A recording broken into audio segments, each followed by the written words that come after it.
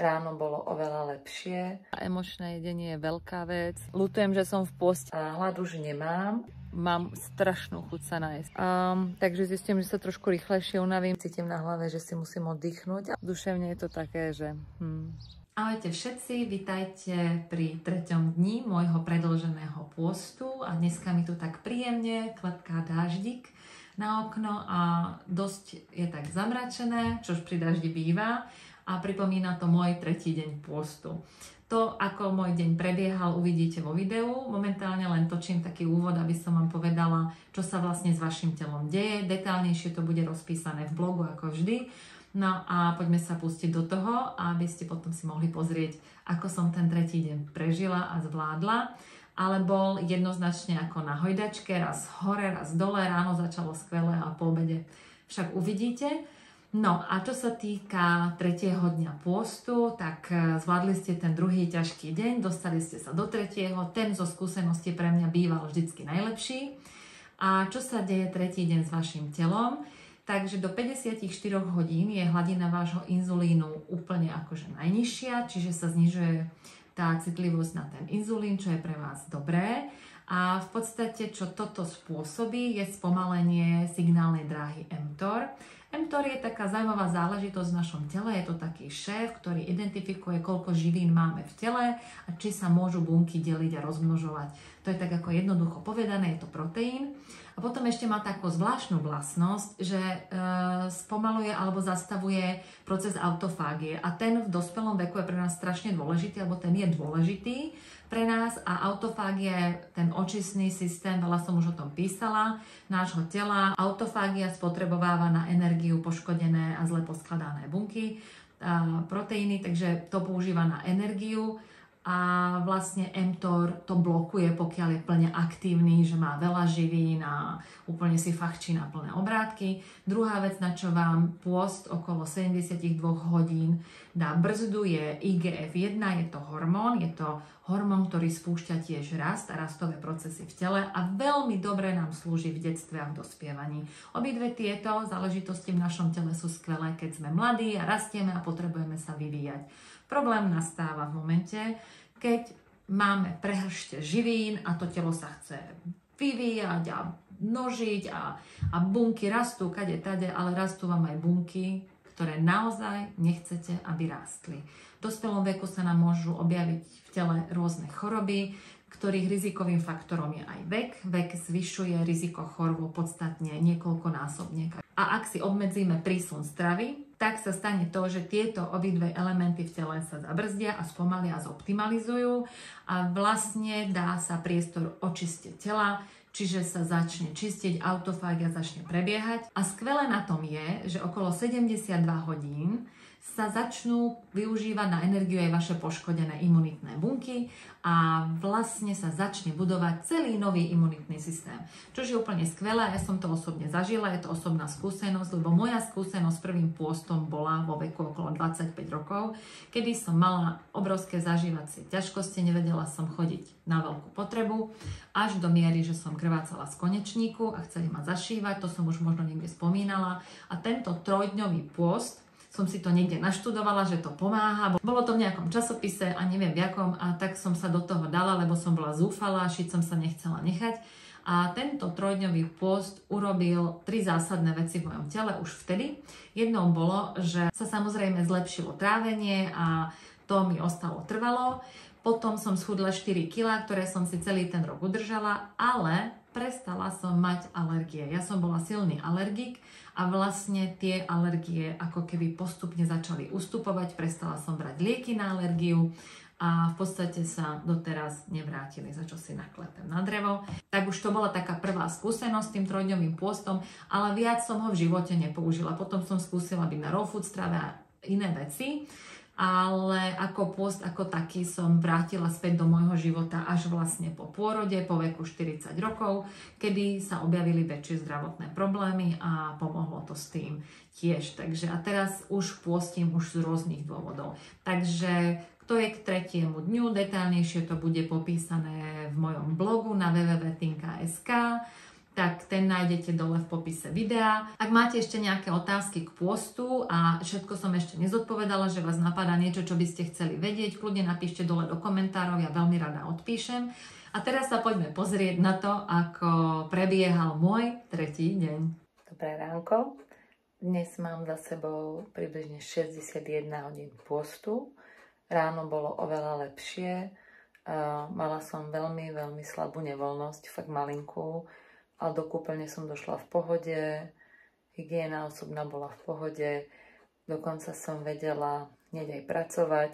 Dnes som stala 3:30 sama od seba, ale to pri pôstoch býva bežné, že potrebujete menej spánku a cítite sa menej unavení, tak to je moc fajn. Takže som vedela aj pracovať, písala som si denník a momentálne začínam fungovať, je 5:17 a robiť klasickú prácu. Dal som si pohár vody. Čo som ráno cítila, tak je, že mi bylo srdce viac trochu a cítila som to, že mi bije viac v solar plexe, čo bol taký zaujímavý pocit, že mi tlklo to srdce veľmi intenzívne. Keď som si tam dala ruku, tak som to vyslovene cítila. Hlad už nemám a jedine čo mám taký zvláštny povlak na zuboch. Umývam si zuby ráno aj večer, takže nemením svoj systém toho, ako si čistím zuby, aj keď nejem. A ráno som bola veľmi smedná, takže teraz už som si dala pohár vody a uvidíme, ako bude ďalší deň, budem to dokumentovať. Ale cítim sa dobre, je mi naozaj fajn. Snažím sa pomalšie na týchto videách hovoriť nie z dôvodu únavy, ale keď hovorím rýchlo, bežnou rečou, tak som zistila, že zle artikulujem a nie mi rozumieť. Takže sa snažím hovoriť pomalšie, aby sa dalo rozumieť slovám. A verím, že častejším natáčaním a praxou sa naučím rozprávať lepšie.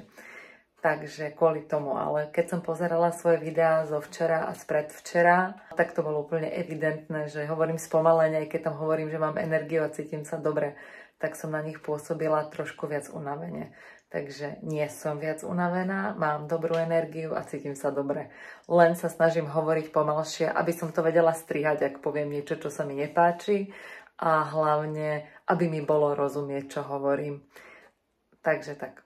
Tak krásne dobré ráno a budem dokumentovať aj dnešný deň a potom to hodím na net, aby ste si z toho mohli niečo zobrať. Ahojte!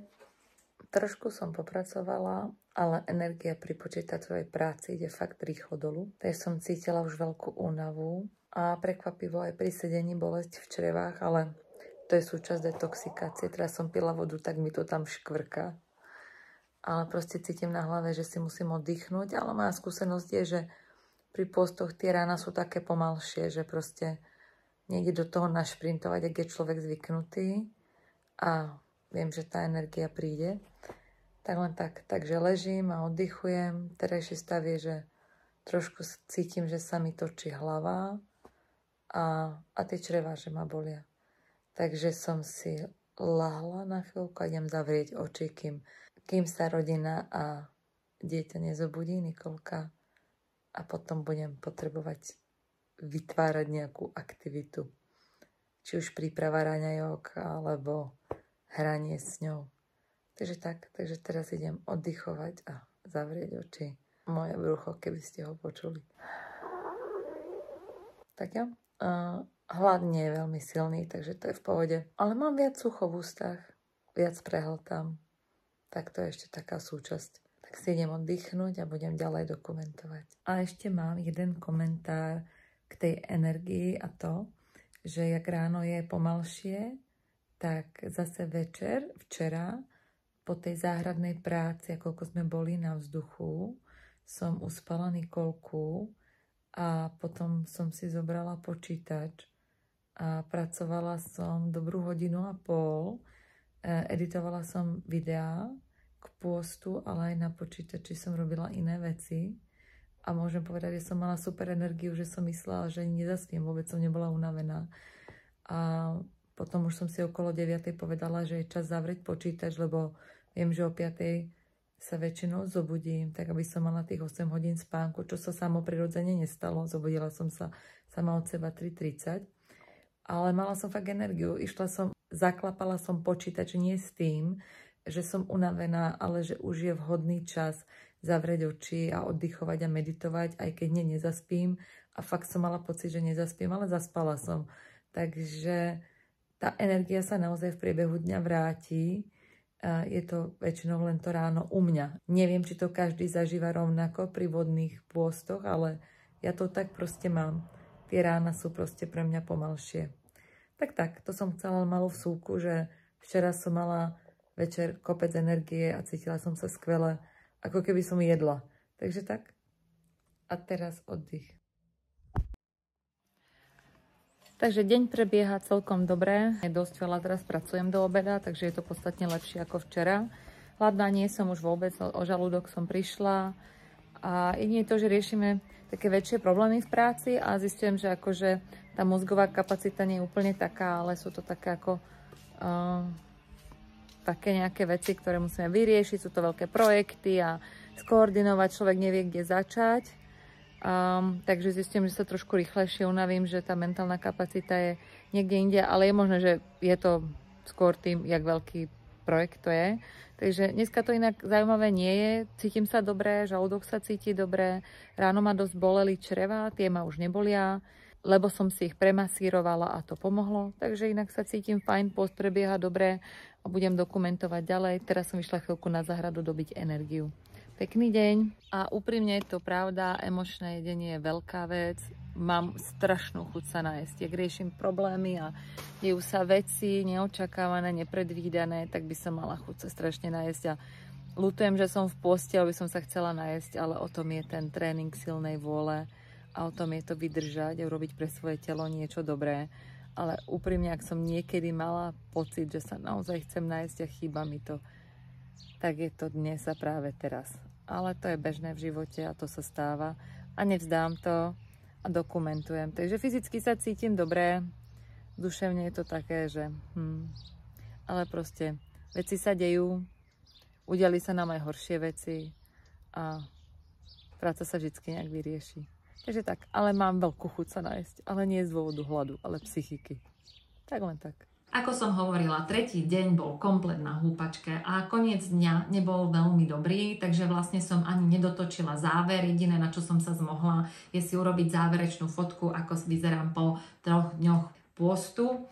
A tento tretí deň, čo sa mi ešte dialo, bolo, že mi začalo byť trochu zima, takže som si išla dať teplý kúpel, aby som sa trochu prehriala aj zlepšila náladu. A tiež, čo odporúčam, mne pri predošlých pôstoch jednoznačne teplý kúpel pomohol s tým, že som sa prehriala a prestala som byť hladná. Takže napríklad, ak druhý deň pôstu trpíte hladom, tak teplý kúpel vám v tom môže pomôcť, aby ste sa cítili sýtejšie. Neviem, ako ten mechanizmus funguje, prečo to pomáha, aspoň mne to pomáha, tak to skúste, ak pôjdete do pôstu. Takže vám ďakujem veľmi pekne za sledovanie. Ak sa vám to video páčilo, tak ma poteší, ak mi dáte prst hore, po prípade moje video ďalej odporúčite. Ak by ste chceli odoberať môj kanál, budem veľmi rada. Momentálne tie videá budem robiť pravidelne, ale do budúcnosti neviem, ako to bude, pretože predtým som nikdy nebola pravidelná vo videách a toto týždenné točenie je celkom náročné do môjho nejakého rozpisu, ale do budúcnosti by som sa chcela podeliť o nejaké recepty a určite by som chcela ešte natočiť niečo k strave, vyváženej strave, keď ste na celorastlinnej strave, aby vám nič nechýbalo, prípadne videá o tom, čo ja cez deň jem ako inšpiráciu, čo by ste si mohli navariť a urobiť. Takže to bude všetko. Ďakujem vám za sledovanie. Ak ste došli až do tohto štádia, prajem vám krásny deň a vidíme sa pri ďalšom videu 4. deň môjho pôstu. Ahojte!